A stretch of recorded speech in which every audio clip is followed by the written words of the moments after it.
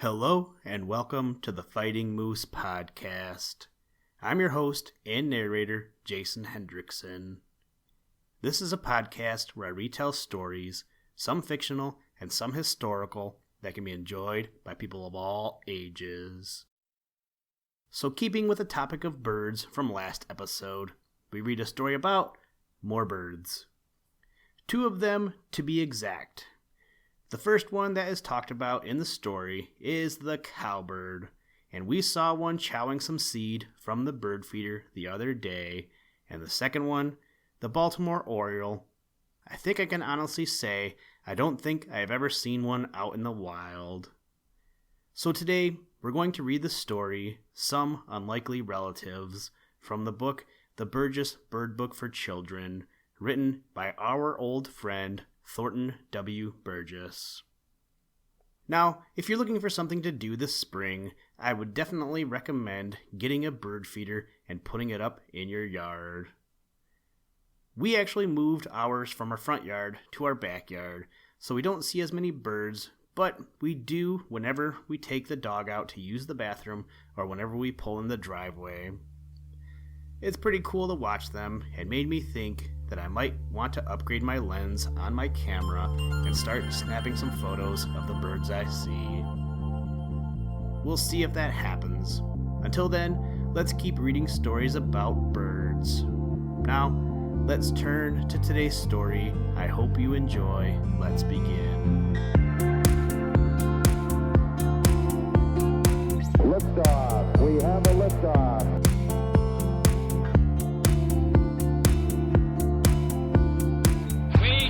To go to the moon in this decade and do the other things, not because they are easy, but because they are hard.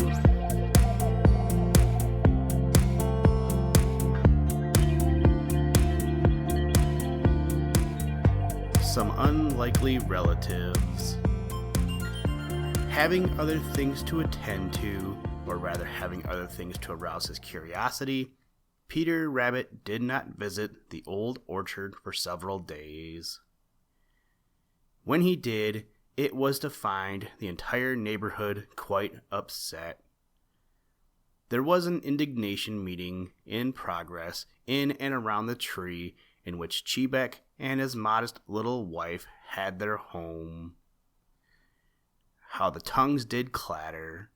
Peter knew that something had happened, but though he listened with all his might, he couldn't make head or tail of it. Finally, Peter managed to get the attention of Jenny Wren.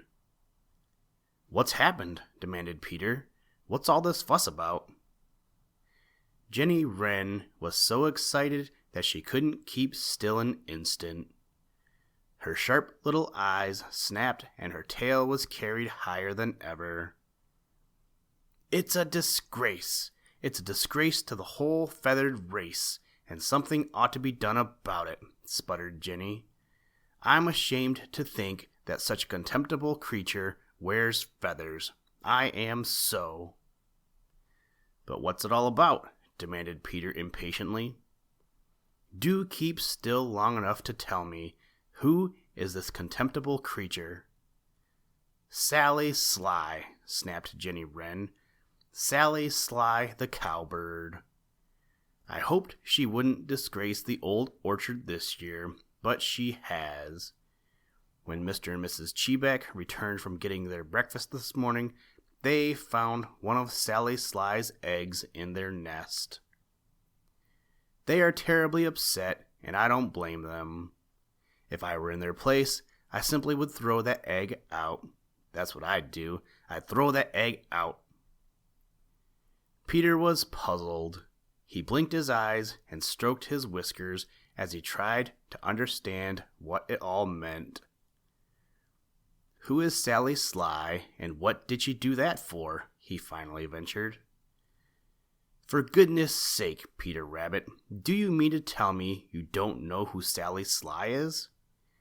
Then, without waiting for Peter to reply, Jenny rattled on. "She's a member of the blackbird family, and she's the laziest, most good-for-nothing, sneakiest, most unfeeling, and most selfish wretch I know of." Jenny paused long enough to get her breath. She laid that egg in Cheebeck's nest because she is too lazy to build a nest of her own and too selfish to take care of her own children. Do you know what will happen, Peter Rabbit? Do you know what will happen? Peter shook his head and confessed that he didn't. When that egg hatches out, that young cowbird will be about twice as big as Cheebeck's own children, sputtered Jenny. He'll be so big that he'll get most of the food. He'll just rob those little Cheebecks in spite of all their mother and father can do. And Cheebeck and his wife will be just soft-hearted enough to work themselves to skin and bone to feed the young wretch because he is an orphan and hasn't anybody to look after him. The worst of it is, Sally Sly is likely to play the same trick on others.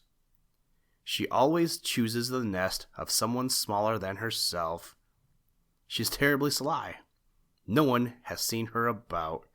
She just sneaked into the old orchard this morning when everybody was busy, laid that egg, and sneaked out again.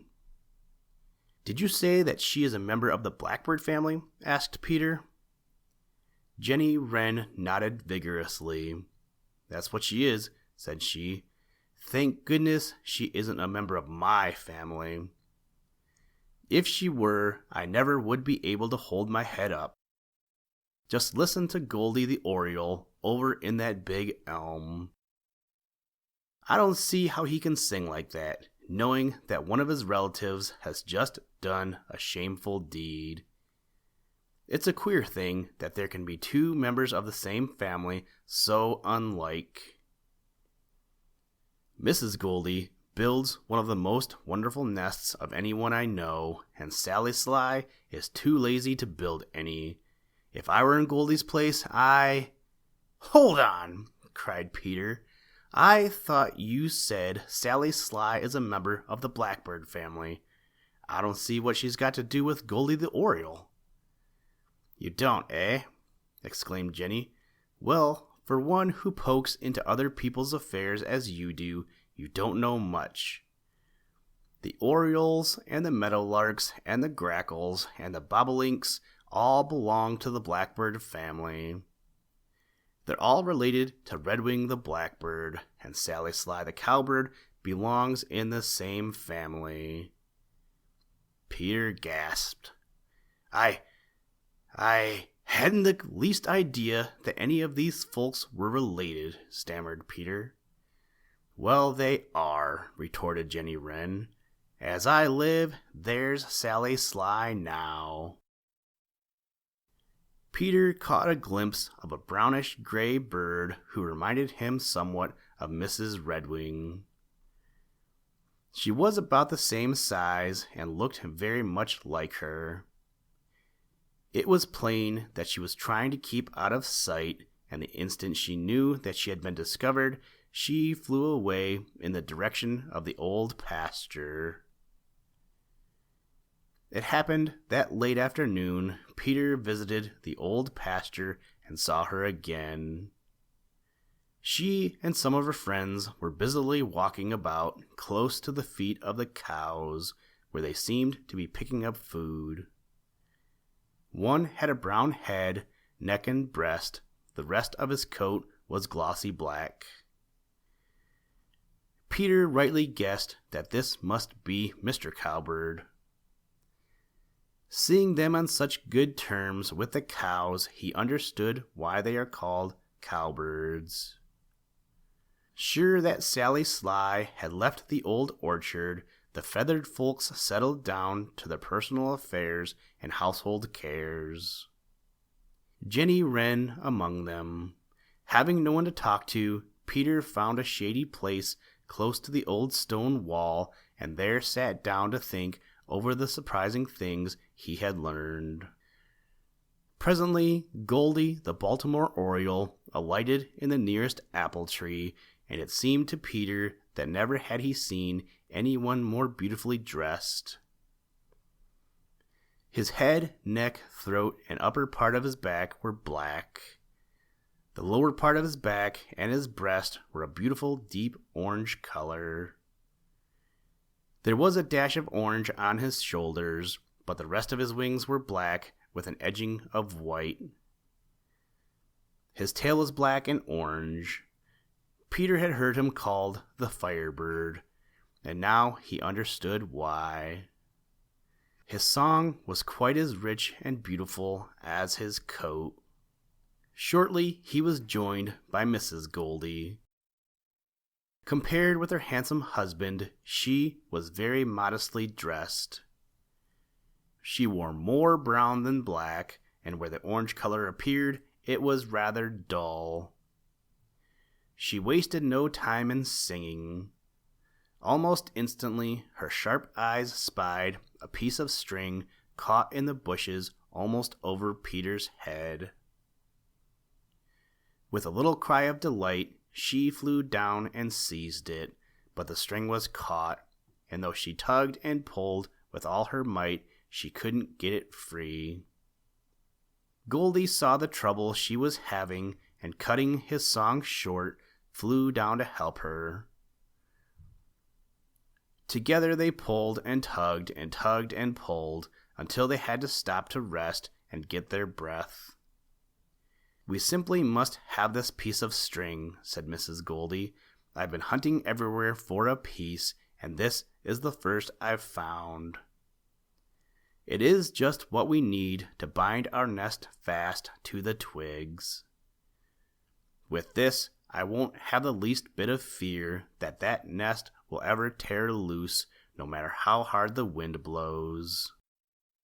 Once more they tugged and pulled and pulled and tugged, until at last they got it free, and Mrs. Goldie flew away in triumph with the string in her bill. Goldie himself followed. Peter watched them fly to the top of a long swaying branch of a big elm tree up near Farmer Brown's house. He could see something which looked like a bag hanging there, and he knew that this must be the nest. "Gracious," said Peter, "they must get terribly tossed about when the wind blows. I should think that their babies would be thrown out." "Don't you worry about them," said a voice. Peter looked up to find Welcome Robin just over him. "Mrs. Goldie makes one of the most wonderful nests I know of," continued Welcome Robin. "It is like a deep pocket made of grass, string, hair, and bark, all woven together like a piece of cloth. It is so deep that it is quite safe for the babies, and they seem to enjoy being rocked by the wind. I shouldn't care for it myself, because I like a solid foundation for my home, but the Goldies like it. It looks quite dangerous, but it really is one of the safest nests I know of. Snakes and cats never get way up there, and there are few feathered nest robbers who can get at those eggs so deep down in the nest. Goldie is sometimes called Golden Robin. He isn't a robin at all, but I would feel very proud if he were a member of my family. He's just as useful as he is handsome, and that's saying a great deal. He just dotes on caterpillars. There's Mrs. Robin calling me. Goodbye, Peter." With this, Welcome Robin flew away, and Peter once more settled himself to think over all he had learned. Listen, Tranquility Base here. The Eagle has landed. That's one small step for man, one giant leap for mankind.